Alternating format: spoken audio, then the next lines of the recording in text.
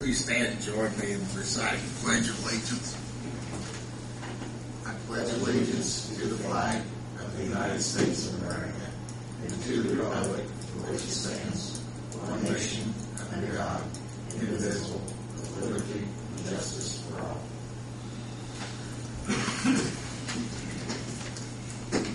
Today is Tuesday, March 15th at 6 o'clock, and this is a regular meeting of the Greensburg Water Board. Have a roll call, Donna. Chuck? Here. Tony? Here. Frank? Here. Don? Here. Robin? Present. The minutes for February's meeting are distributed in your packet. Is there any objections or corrections to the minutes as distributed? Not they'll be accepted. First order of business is the Holland lease. Rick? Good evening. Good evening. If you remember last year, we had talked about the property up around Flat Rock River that we leased out to Mr. Holland. And forgive me, but I know we had talked about anywhere from selling it to putting it out there, opening it up possibly for other people to bid on it, to logging it off. And I guess I just need some direction on which way you want me to pursue.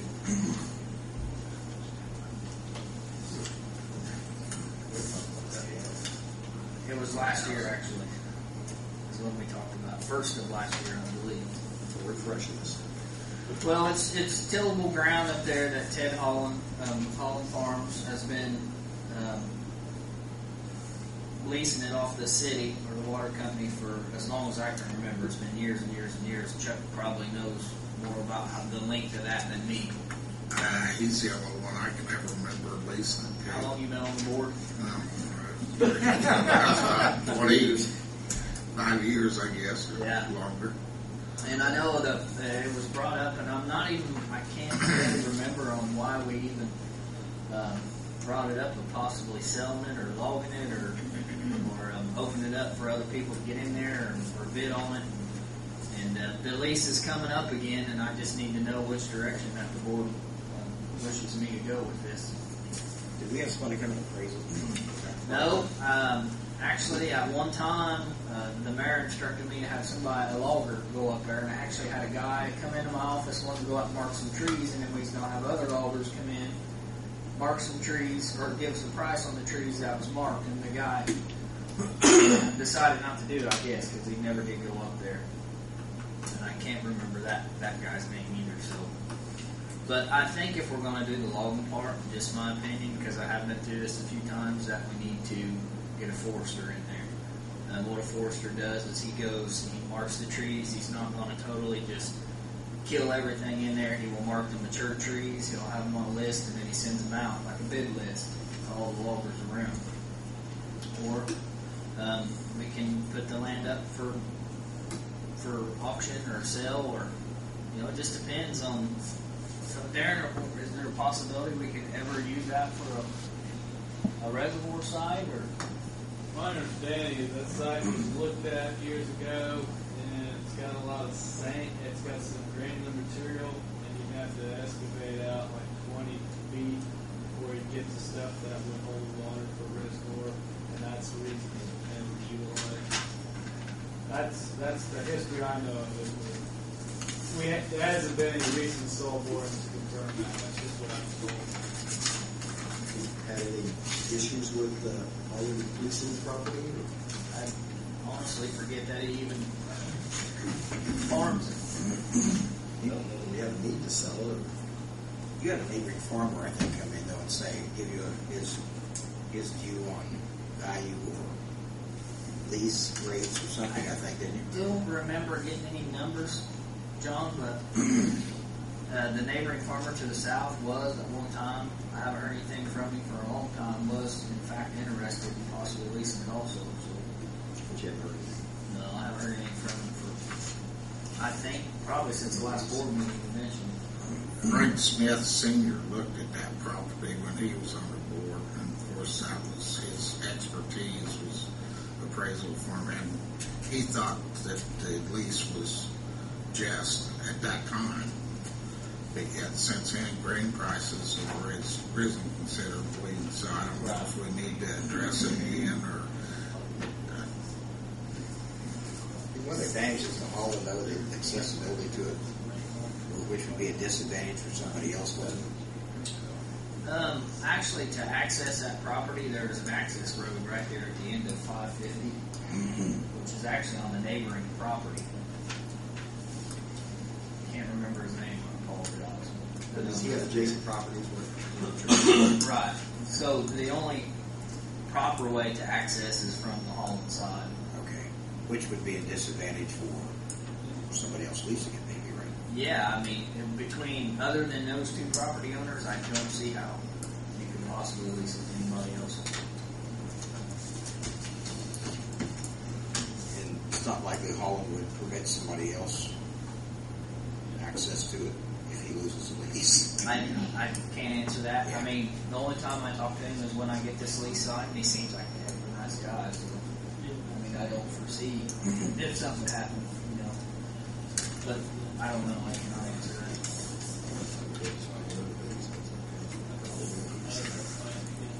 Yeah, I mean, if we raise the lease price up per acre, it's not going to be big money for us. How many acres is it? Well, the total lease price comes to it's $2,212.50, and the total acreage up there, I think, is like 140 acres, but a lot of that is wooded land. Yeah, it's not typical. When's the lease up? May, I think, is when it's supposed to take effect. So we're not talking big dollars if we raise it even a little. I mean, it's not going to gain the city that much, but it seems to be an advantage to maybe hang on to it. Although I still think the idea, since we own it, we could sell some timber off of it. I think we're probably going to take a look at somebody coming in. If we can make somebody offer it and still lease it to Holland, maybe that's the way to go. And again, there are some big trees in there, big trees. And I think the proper way to do that, if the board wishes, is to get a hold of a forester, maybe Brian Kruger, have him go up and take a look at it and see what he says. If that's what you want me to do, I mean, I'm sure I can get a hold of Brian and have something further for you by next board meeting. We could certainly use the extra cash. Yes, we If could. it's just sitting there, then I think we're best if we let that just go. Can you get that information that quick by May or? Well, if him leasing, is that gonna hurt taking trees on?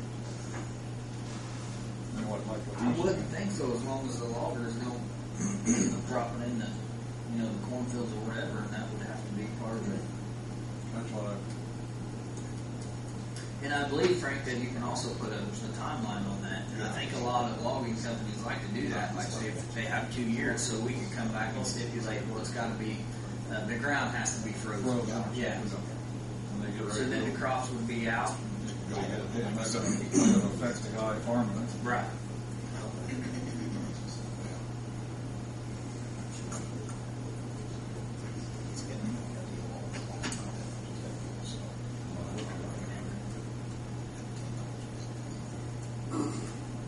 Well, you want to make the motion to go ahead and let Rick get hold of the forester to put the timber on it and I'll see motion that. I'll second that. see what that's worth, and we'll go from there. Okay. Motion's been made by John and seconded by Tony. Chuck, Yes. Tony, Yes. Brian, Yes. John, Yes. Robin. Yes. And that'll be back to us next month. I'll have something for you from Brian next month. Do you want to shoot an offer back off Mr. Holland on the farm, the tillable part of this, or? Kind of like Robin, I think at this juncture, it's probably wise to go ahead and renew it, at least for this year. I think, though, it might be a good thing to talk to Holland first and tell him that we may be looking at doing some logging there. Right. See if he has a problem. But if he's against that, then I would question what we want to lease to him. I mean, we don't want to block ourselves out of Right. selling some timber. I would say you guys are going to be surprised on the numbers that come in on them trees. Let's be honest. Yeah.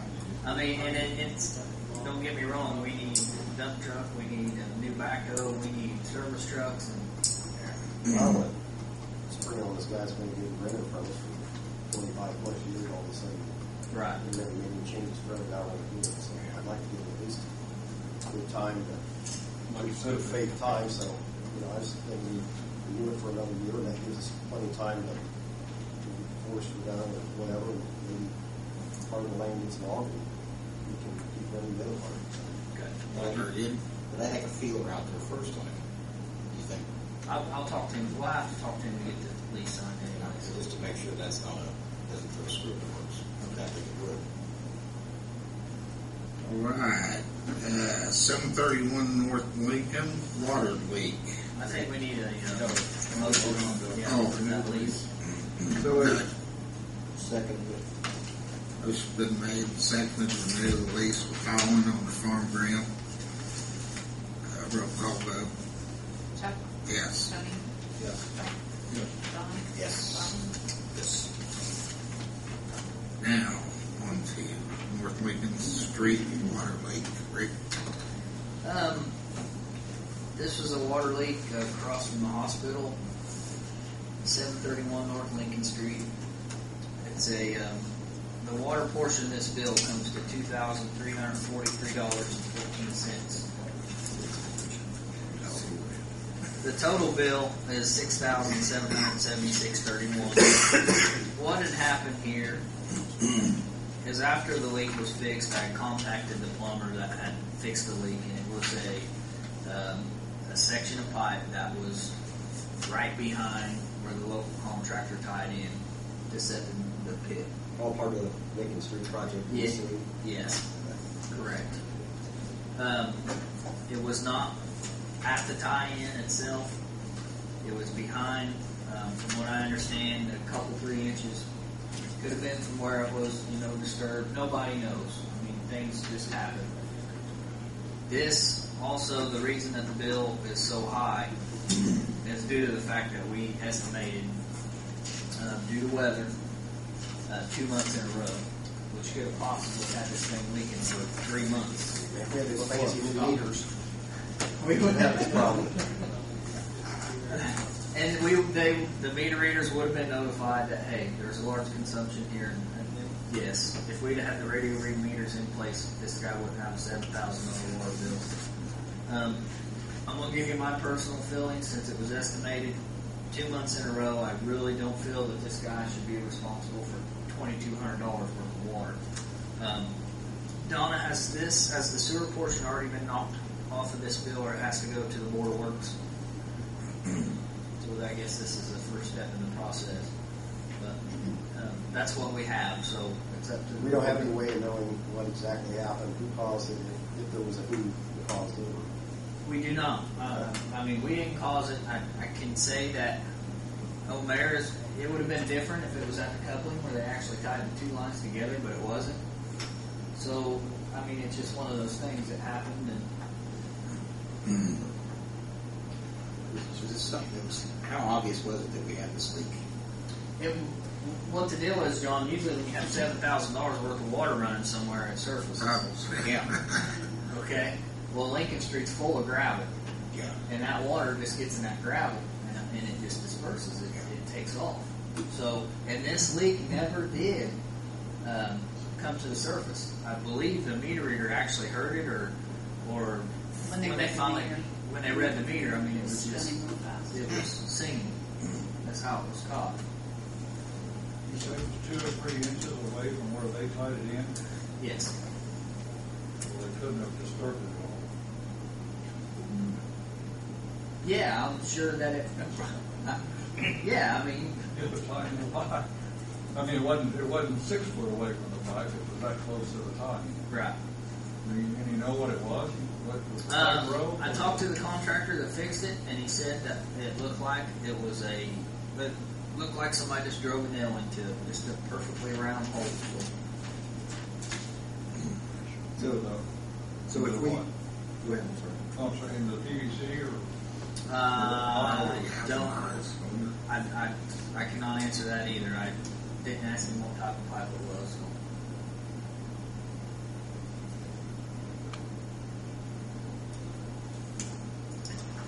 Well, we have nobody to definitely lay a finger on this thing, do we?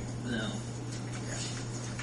I would certainly move we forgive that amount with maybe the exception of Donnie can offer some input on maybe just whatever his average bill was for the last 3 months. 12-month average is $32.41 grand total, $10.05 for water. Very low water usage. That'd be okay within that amount minus his average consumption of gas. All right, that's a motion. Yes. Second. Motion's been made and seconded to knock the bill back to his average 12 months usage. Motion was made by Robin, seconded by John. Roll call vote. Chuck? Yes. Tony? Yes. Frank? John? Yes. Robin? Yes. Thank you. Thank you, Rick. Radio read meters, Gary. Good evening. You should have gotten in your packet the revised specs for the new technology that we learned about when we put the last ones out. What we're looking for tonight is your approval of those so we can advertise those, receive proposals and bids, and then we'd like to try to set up a committee. And we would like to have a volunteer from this group, a volunteer from the Board of Works. I'll sit on it, Don will sit on it, and we have one of our customer service reps and one of the meter readers on it to go through all the information that we get. We're going to have to deal with it more than me on a day-to-day basis. But it does utilize that two-way communication where we can actually push out updates to the meters without having to physically go out there for firmware updates and other things. And how they communicate amongst themselves is different than what we had out last time. So, Our council has seen this. yes, they were emails. Janet scanned the whole packet, including those in the email to council yesterday. And when would you send this out? Right away. We'd like to advertise right away.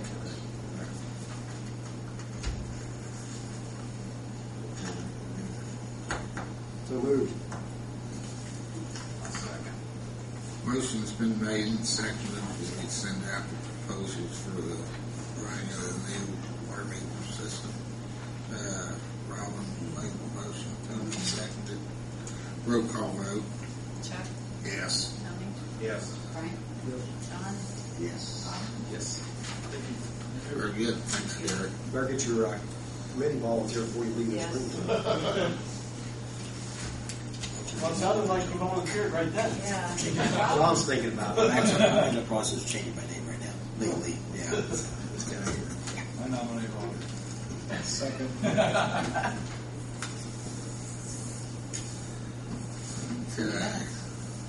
HMTB updates there. Good evening, everyone. Just kind of give you a quick update on the raw water line project. They've installed about 98% of the pipe at this point. I think we got about a little over 1,000 feet last month, even with the cold weather. So they've got about 600 feet left, give or take. They probably have gotten some of that installed by now. This was as of the first of the month.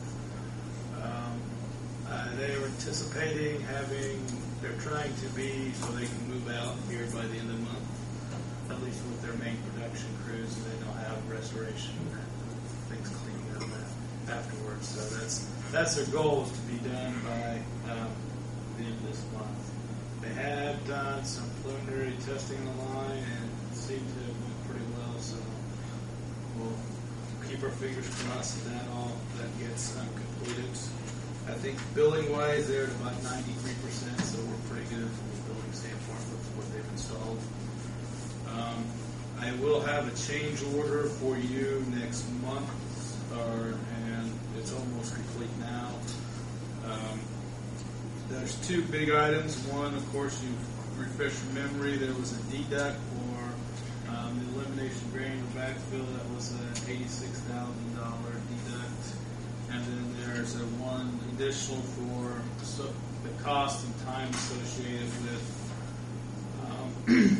when they installed the water line along Old 421. They ran into some additional communication cables, fiber optics, telephone lines that delayed their production for about 11,000 feet there when they were installing that.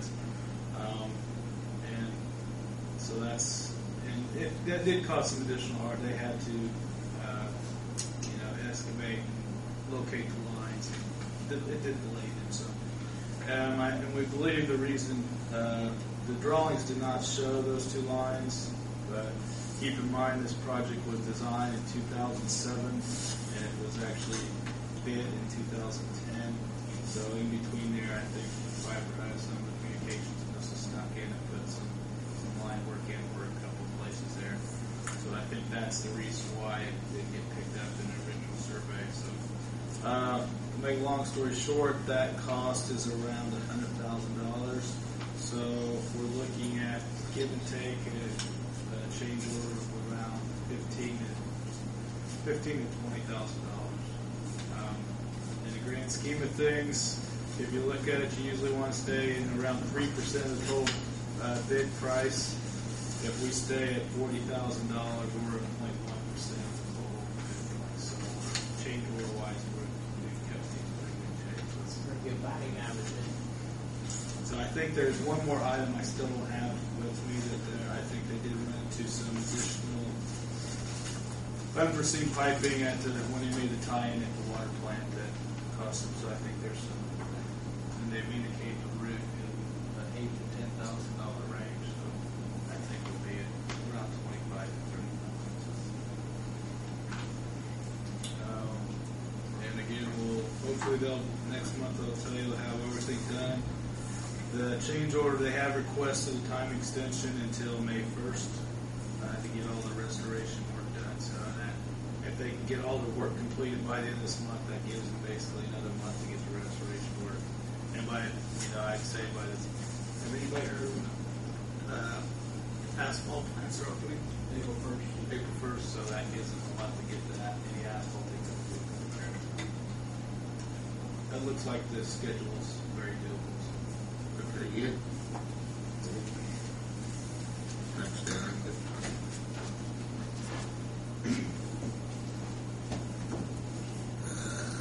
Mayor's not here. Did he have anything, Rick, that you know of? Not that I'm aware of. I didn't. No, I don't have any money. Did anyone else have anything to bring to the board? I did have the second addendum that was signed. That was approved by you guys with the rural water connection out in Zone 5 by the tower. And I needed council to sign, but I guess we didn't have our attorney here today. But that's all I know. Very good. John? Quick thing, Donna, Yes. great information. Kind of it, though. Yes, I know. It is. I don't think it's a lot of time. I want to ask if you could do the impossible, maybe in 2 minutes. Could you just sum up just the current one for us? Yes. Because I know you know where to look at it, you know what you're looking at. Things like required funds, see that's listed in there, how we're doing on that. I know we have a problem back. Okay, this is like your very front sheet here, the cash sheet.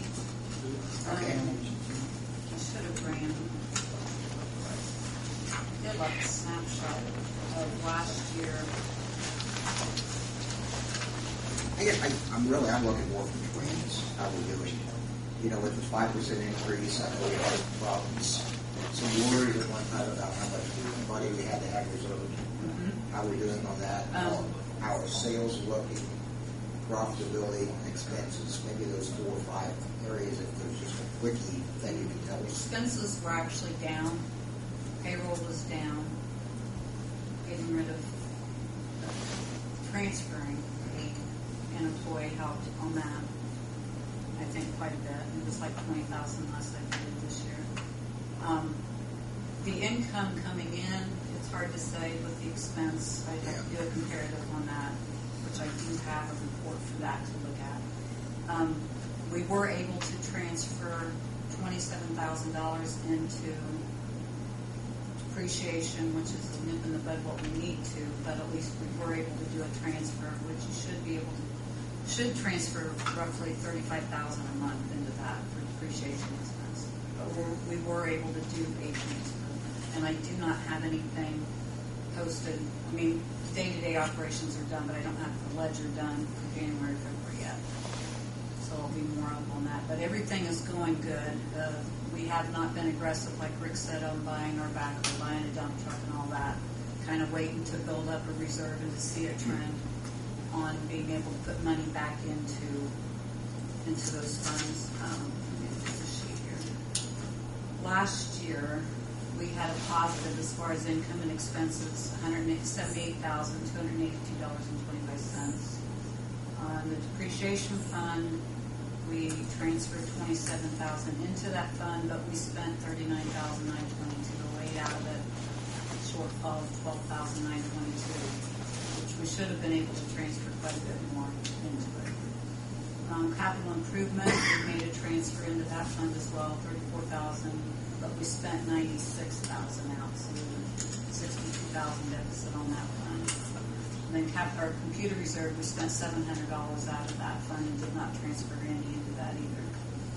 So depreciation expense for the whole year was $320,000, and we only transferred $27,000 into that fund. So $293,000 short of what we should, as a good operating business, transfer into that fund. Our customer base is up, if I read through this earlier. A few, not many. Mm-hmm. It bounces back and forth because we do not require every single service to be on. There'll be months when some, like the apartment complexes that have single meter for every apartment, there might be quite a few of them vacant and there's no service of that in that whole big area. So that'll make it fluctuate quite a bit. I guess, and this is pretty much giving me an idea of what I'd like to know. Basically, just a snapshot, maybe month to month. There's a lot of things going on. You know, the economy's shot. Our industrial, situation's not good. We had some concerns about having money in reserve. We implemented a 5% rate increase. Obviously through each of 3 years, where it was recommended we do 15% one shot. So Correct, yes. Just wondered how all this is meshing together, whether we're looking. We've had 8 months of the new rates. It's hard to analyze a whole year as to what that'll be, but the trend is going well. Okay. Like I said, the expenses were down last year. We've $178,000 more income coming in versus expenses. Let's see, the accounts receivable was $21,000 more brought in than what we charged, so we were even collecting some bad debt. We do our own debt collection. We don't use a collection agency. I have my own little team of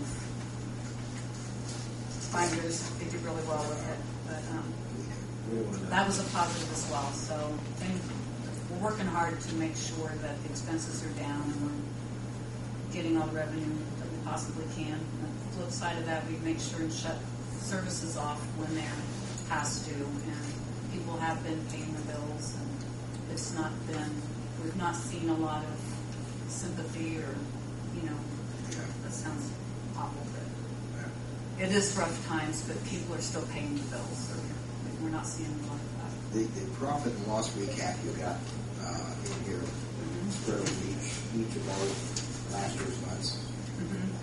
Of course, red figures would jump out on these sheets. Net loss in December, $8,400. Any ideas off the top of your head what that? Are you the colorful, the red and the? Way in the back, you highlighted the yellow. Yes, that $8,790.82. No, $8,400.21. Oh, that. It's not off the top of my head, no. Okay. No. Just a concern. It could be more chemicals bought in 1 month. Let's look to see if I remember here. Operating If you look expense- at operating treatment expenses. pumping and whatever, it's $10,000 more than it was in November. What area were you talking there? That was like Department 82, if you look on the left-hand side, Okay. under revenue. It was 38,000 versus 28,000 the month before. It kind of jumps back and forth. And then down to 84, what would be transportation and distribution? Is that it? Mm-hmm. Which was up about 12 to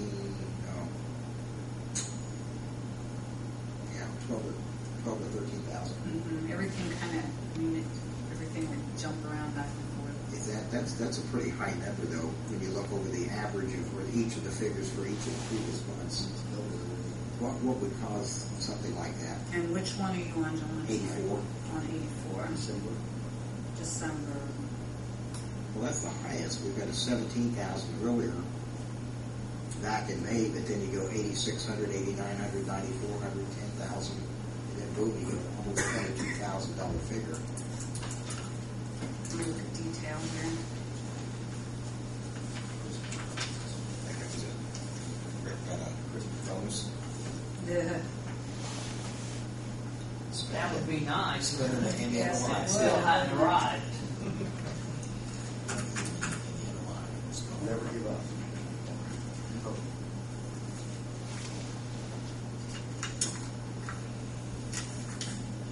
That is salaries and wages,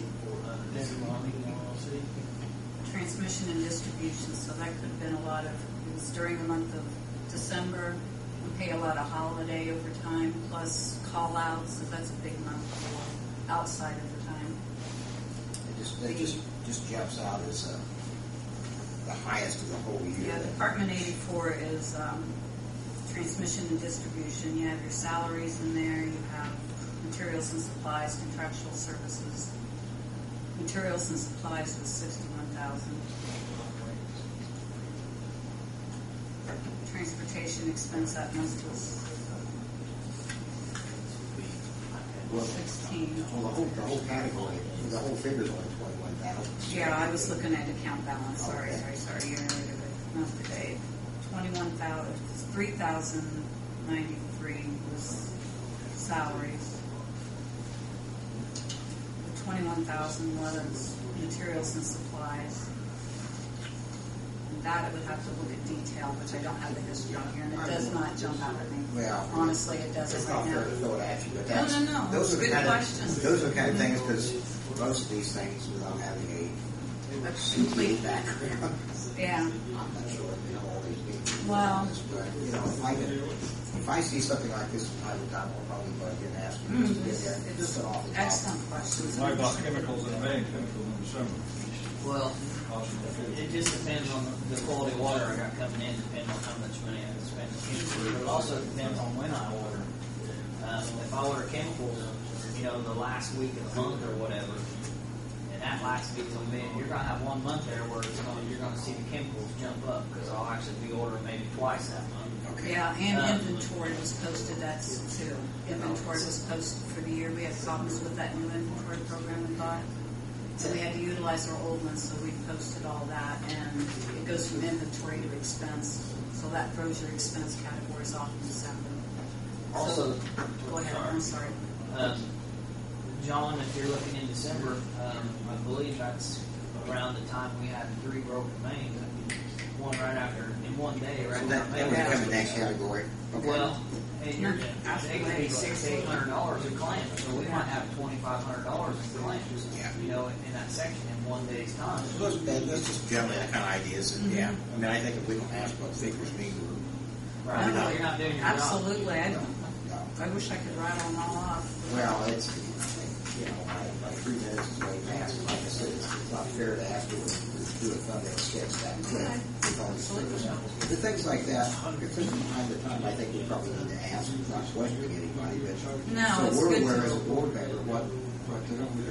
Well, it's good to point out if there's things out of the norm too. The fact that our total revenue was down to $197,173, that kind of jumps out. That made a $24,000 increase or decrease in revenue for 1 month to the next. Just seems like it's something that would cause a $24,000 decrease in revenue. Off the top of your head. Well, just like this $6,000 bill, $2,000 or $3,000. We have a lot of leaks and stuff. The water side isn't as bad as the sewer as far as But that's just on the revenue. It's got nothing to do with expenses, right? revenue, correct? Yes, the revenue side So expenses. We dropped 24,000 in revenue from 197,000. What month? Yeah, December this is dropped December. 24,000. It could have been, the factories take off from, Christmas. Okay. Eve. So, Yeah, we estimated, like Rick said too, we estimated from January's and February's bills, December's, and a lot of the factories we read. We get those readings every single month, no matter what. We're reading consistently on the same day, but the other, a lot of that, this month was awful in the office, just like actually getting readings and have some high, but we'll have a lot of low ones as well, but have a lot of usage credits, which makes a difference on that, which I'm back on revenue instead of expenses. But Well, and I understand it's going to vary month, maybe considerably, but like I said, I'm just kind of looking at trends. If there's something, a real reason, problem, then that's something we need to be aware of, I think. But it's nothing uncommon that in your estimations. that we would notify you of totally. Today I was paying bills and it was our electric bill. They overcharged us $2,000 some odd dollars. I'm like, okay, which I know how you can do that. We got to catch It happens, but you got to try to catch stuff. But these off the top of my head, I mean, it's like, I can't think of anything. No, please, anytime. Sean, I might be able to give you like my monthly report also. Maybe I'll start putting that in your packet so you can see chemicals used by the day. And then you can see how much the quality of water with surface water can change. Like today, I might add 600 pounds of alums to get where I need to be with my turbidity.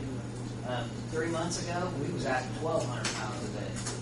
And at 39 cents a pound, that adds up quick. And my MRO will actually tell you day by day on how much chlorine I use, how much fluoride I use, how much alum I use. And then you can see that and see how the quality or the chemical usage is just like this. I personally don't have a distrust. That's not even the Oh, point. no, I think you guys take it do as great that at work. all. I think you've cut what you can cut. I think you're controlling expenses. What little we can afford, I think we're trying to do that, obviously. Like I said, I'm just looking at trends. If all of a sudden we have a great decrease in water usage, I kind of like to know why. If we have a great increase in some other cost, it's just things that I think we as a board should go, oh, we want to know what that's about or why. But like I said, I'm just looking more at trends. If you have a whole extra tanker you got to bring in 1 month of some chemical, you got to do it. That's your job, and you know what you're doing. So I don't question that. But if it's quite a decrease or increase, then like I said, I'm just kind of looking at trends. That's it.